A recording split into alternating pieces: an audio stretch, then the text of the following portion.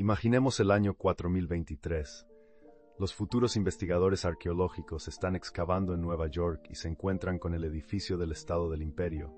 ¿Qué podría ser esto? Claro, una sepultura antigua. Seguramente en su edificación participaron decenas de miles de esclavos transportando bloques y metal a sus espaldas. Suena ridículo, ya que conocemos el propósito y la verdadera estructura de este rascacielos. Sin embargo, la investigadora estadounidense Gret Braden sostiene que la ciencia actual tiene ideas equivocadas similares sobre la construcción de las pirámides egipcias.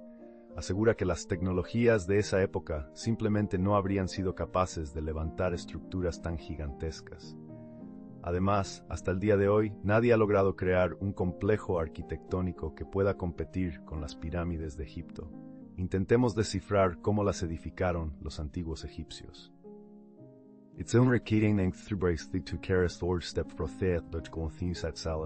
Solo entonces podremos descubrir lo que realmente ocultan las pirámides egipcias. Todavía hoy, las medidas de las pirámides construidas hace más de 4.500 años continúan sorprendiendo a los investigadores modernos, y surge la primera incógnita: ¿cómo era procesado el material de construcción? Los antiguos egipcios no solo lograron elaborar bloques con una forma y suavidad perfectas, a partir de enormes piedras que pesaban 2,5 toneladas, sino que también los transportaban a diferentes alturas durante la construcción. Teniendo en cuenta que inicialmente las pirámides parecían muy diferentes a como las vemos hoy en día, se trataba de una tarea sumamente complicada. La capa exterior de las pirámides estaba cubierta de piedra caliza blanca, perfectamente pulida, similar al mármol. Los bloques de piedra caliza multicapa que podemos observar en la actualidad solo eran un acabado preliminar. Las cámaras internas de las pirámides estaban construidas con bloques de granito, que pesaban entre 20 y 35 toneladas cada uno.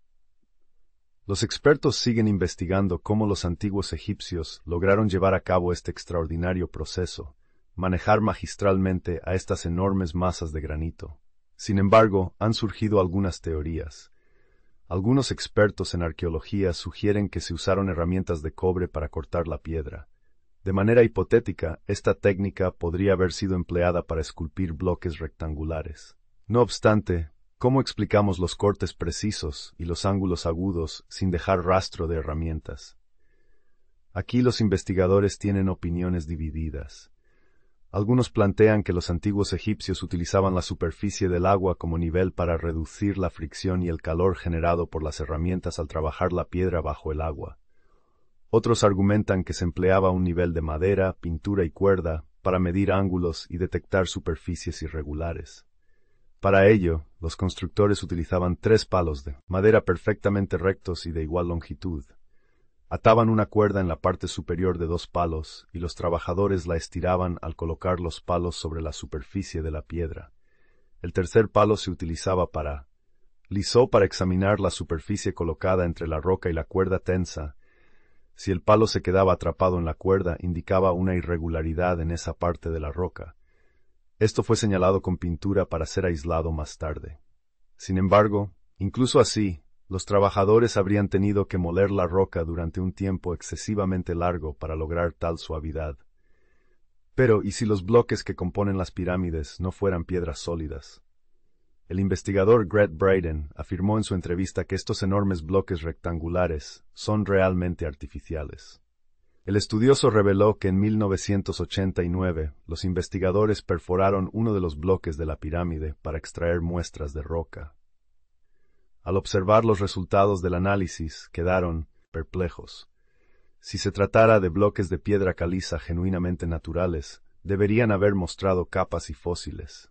Sin embargo, el análisis reveló que todo el bloque era uniforme y también contenía burbujas de aire, restos de insectos e incluso cabello.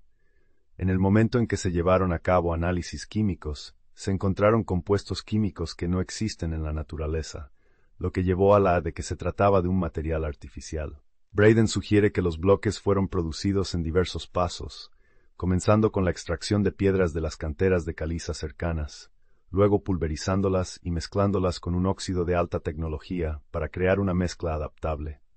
Esta mezcla final se vertió en moldes especiales donde se solidificó. ¿Qué sucedería si, en lugar de eso, la mezcla de fraguado rápido se vertiera en moldes especializados directamente en el sitio de construcción? Además, la utilización de nuevas tecnologías como la piedra acrílica sintética podría disminuir considerablemente el peso de estos bloques. Esta hipótesis parece plausible y es posible que los constructores hayan llevado a cabo esta tarea hace miles de años. Sin embargo, el inconveniente es que al analizar los bloques, los científicos descubrieron que los antiguos egipcios los utilizaban. En una receta diferente para su creación, la composición precisa aún no ha sido descubierta hasta el momento. Esta combinación era tan singular que incluso Saddam Hussein intentó desvelarla.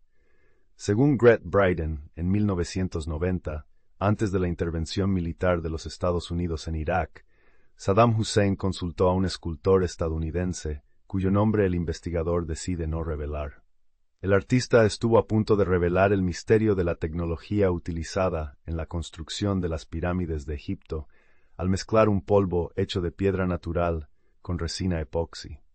Saddam Hussein planeaba emplear esta receta para reforzar sus búnkeres. El gobierno de los Estados Unidos tomó medidas preventivas y prohibió oficialmente al escultor compartir su tecnología patentada con cualquier persona, clasificándola.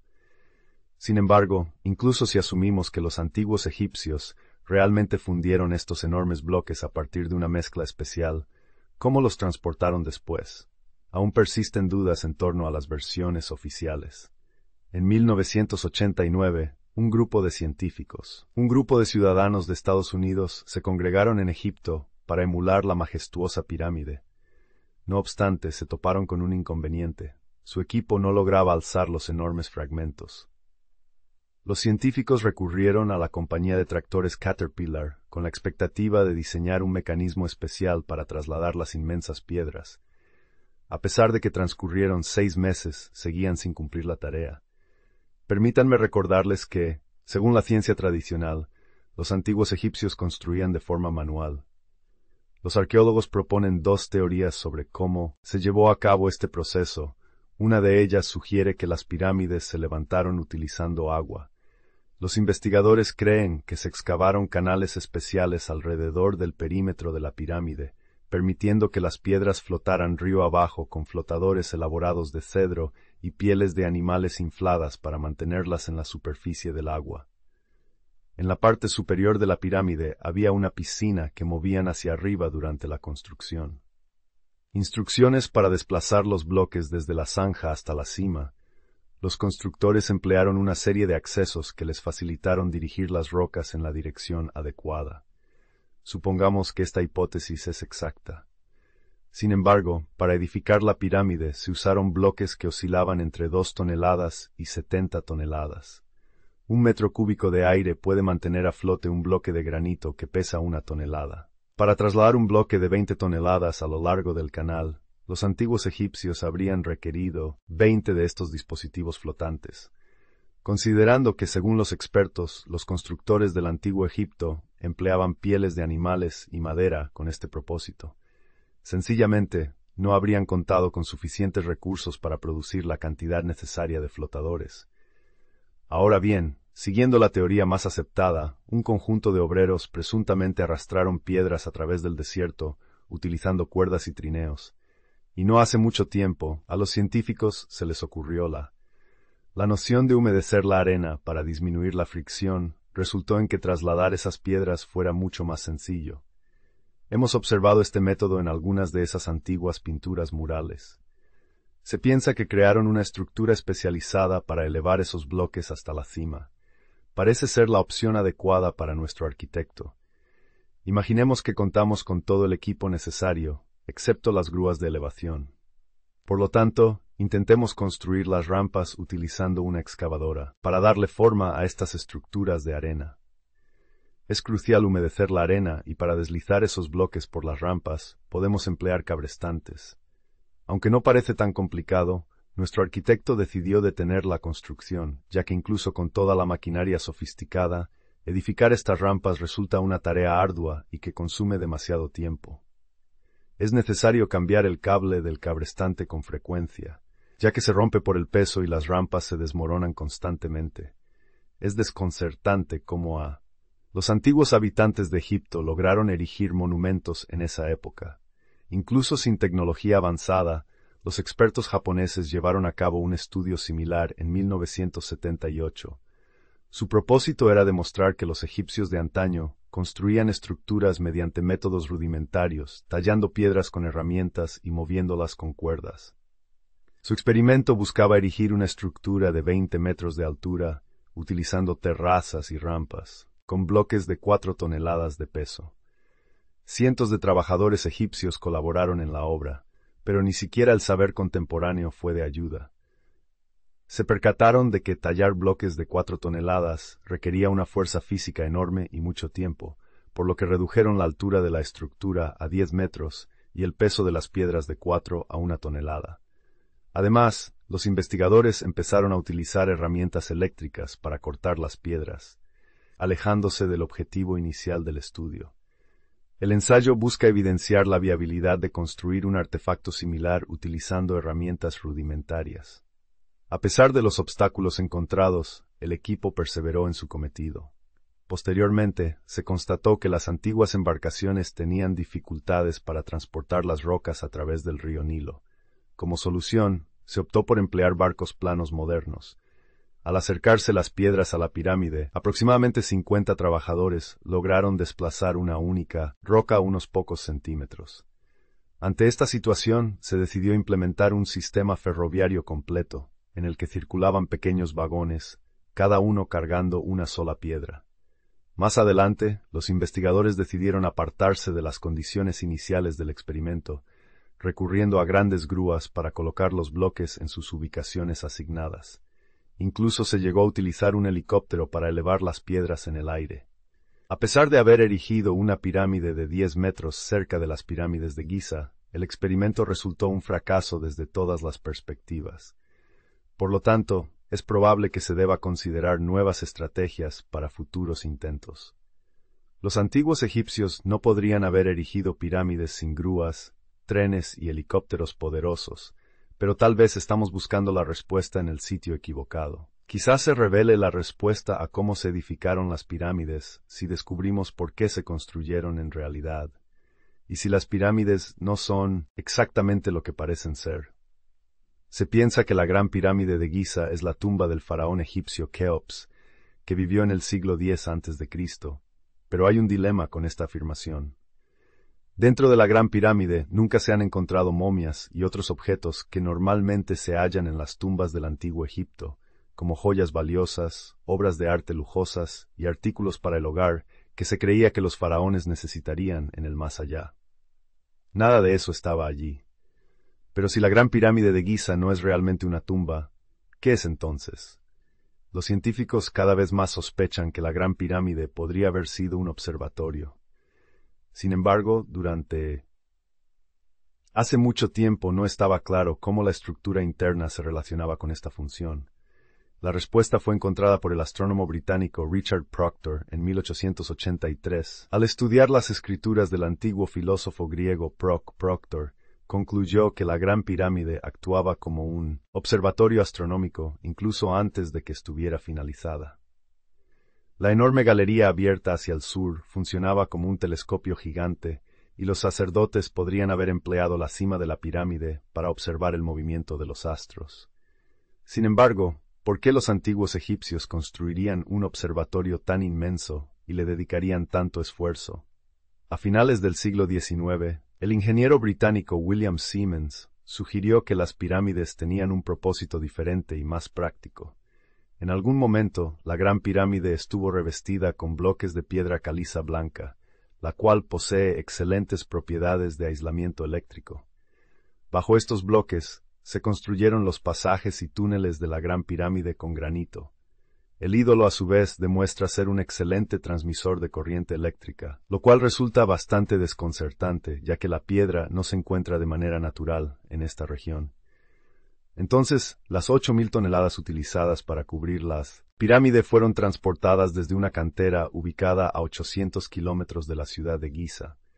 Además, la cúspide de la Gran Pirámide estaba coronada con una inmensa piedra dorada y el oro, según afirman los científicos, es uno de los materiales más conductores en la Tierra. Estos sucesos han llevado a algunos investigadores a creer que la Gran Pirámide de Giza era nada menos que una colosal central eléctrica. Y esto no es solo una especulación. En 2018, un estudio científico publicado en el Journal of Applied Physics reveló que la Gran Pirámide podría concentrar una energía electromagnética dentro de sus cámaras internas y debajo de su base, posiblemente diseñada para conducir electricidad a través de ellas hasta la piedra angular dorada y liberarla hacia afuera. Suena a ciencia ficción, ¿verdad? Al final, según los documentos históricos, el descubrimiento de la electricidad surgió miles de años después de la era dorada de Egipto. ¿Cómo podemos entonces afirmar que la Gran Pirámide era una planta generadora de energía eléctrica o todavía es factible en el siglo XIV, cuando el pensador sirio escribió sobre su travesía al explorar los pasadizos bajo la Gran Pirámide? De esta forma, el toque al acercarse a una de las salas subterráneas, un largo conducto en la pared se iluminó solo a medida que se acercaba la luz, se intensificaba en ese instante. Sus siervos se asustaron y huyeron, y cuando Bell tocó el conducto se apagó. Debes reconocer que esta narración se asemeja mucho al funcionamiento de una lámpara táctil. Sin embargo, estos aparatos surgieron en nuestros domicilios hace relativamente poco tiempo. Entonces, ¿cómo explicamos las representaciones que semejan bombillas en los murales y relieves del antiguo Egipto? Parece que los antiguos egipcios sabían más sobre electricidad de lo que creemos. Los expertos incluso han descubierto evidencias de esto en las profundidades de la Gran Pirámide. Los investigadores hallaron dos pequeños pasadizos de aproximadamente 20 por 20 centímetros. Al principio, los científicos pensaron que eran simplemente conductos de aire, pero en 1993, el ingeniero alemán Rudolf Gattenbring diseñó un robot especial para explorar los estrechos pasajes dentro de la pirámide de Kho. El robot estaba equipado con un control remoto, orugas hidráulicas, una potente iluminación y una cámara. Un equipo de investigadores lo envió a uno de los pasadizos de la pirámide, donde se encontró con una puerta de piedra con una manija metálica. Esto resultó bastante inusual, ya que no se había encontrado metal en ningún otro lugar de la pirámide.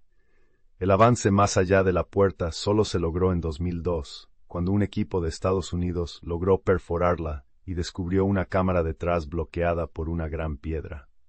El contenido de esta cámara seguía siendo un enigma. Solo en 2011, los científicos lograron observar en el interior de la sala, utilizando un robot con una cámara larga y delgada. Las imágenes que registraron dejaron a los expertos sorprendidos. Glifos rojos, símbolos desconocidos y esquemas estaban dibujados por doquier.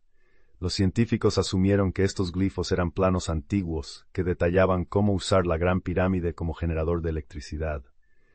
El investigador especializado en la cultura del antiguo Egipto, Christopher Dung, sostiene que la forma misma de la pirámide tiene un significado inmenso, y los físicos contemporáneos han ideado un diseño de lo que denominan un generador piramidal para construir una estructura piramidal de 20 metros de altura. Nuestro arquitecto requiere una base de acero con una lámina de aluminio colocada en su parte inferior. En el centro de la pirámide se precisa una columna de acero de 17 metros, y debajo de la cúspide debe haber un gran perno de metal. En la Gran Pirámide de Keops, una enorme piedra dorada. Daba cumplimiento la función de esta espiga. De acuerdo a las indicaciones, la capa interna de la pirámide debe estar fabricada de un material que conduzca electricidad. Las planchas de aluminio son las que mejor desempeñan y el exterior de la pirámide deberá estar recubierto con un material aislante. Los antiguos egipcios utilizaban bloques de piedra caliza para esto, pero las planchas de madera contrachapada funcionarán para nosotros. El espacio restante se rellena con arena y el generador piramidal estará listo si conectas un polímetro a la base de la pirámide y a la placa de aluminio. El probador indicará un voltaje de 230 voltios. Esto sería suficiente para abastecer cualquier dispositivo eléctrico doméstico. Entonces, en teoría, la Gran Pirámide de Giza podría ser un generador enorme. Pero ¿cuál es el propósito de estructuras similares en todo el mundo? ¿Y qué sucede si están unidos no solo por la similitud, sino por algo más? Científicos de la Universidad de California trazaron todas las pirámides conocidas en un mapa y descubrieron en un lugar donde se alinean, aproximadamente en forma recta, y algunas de estas antiguas construcciones incluso imitan perfectamente la disposición de las estructuras egipcias. Al igual que la ciudad mexicana de Teotihuacán, posee tres pirámides principales: la pirámide de la serpiente emplumada, La pirámide del Sol y la pirámide de la Luna, al igual que en Teotihuacán, su diseño no es simétrico, dos estructuras están enfrentadas y la tercera está intencionalmente desplazada hacia un lado, pero ¿será esto solo una coincidencia para sugerir que los diseñadores de estas pirámides podrían haber sido parte de una civilización antigua compartida, lo que implica que contaban con conocimientos similares y podían construir estructuras igualmente complejas? ¿Cómo podemos explicar que se hayan visto pirámides incluso desde el espacio? El investigador de ovnis Scott Waring informó en su blog que descubrió una enorme pirámide de 3 lados mientras examinaba fotografías de Marte según la conjetura del investigador. Un costado de la pirámide parece suave y aún conserva su revestimiento inicial, mientras que los otros dos están gravemente afectados por los vientos extremos. Este hallazgo inspiró a Waring a especular que las pirámides fueron construidas por seres extraterrestres. Entonces, ¿qué otra interpretación aguardarías de un entusiasta de los ovnis? Pero otro descubrimiento nos impide desechar por completo la idea de que las pirámides tengan orígenes extraterrestres. En el año 2018, el investigador Joe Wheat aseguró haber encontrado los restos de una estatua de la Esfinge en Marte. Wheat analizó las fotografías y concluyó que la estatua de la Esfinge marciana podría haber tenido más de 60 metros de largo. Eso es prácticamente igual a las dimensiones de Esfinge egipcia en Giza, pero las coincidencias no terminan y la primera fotografía muestra 3 montañas en la superficie del planeta rojo. La segunda foto enseña 3 pirámides en la meseta de Giza, en Egipto, encajan perfectamente con el arreglo. Del otro es la similitud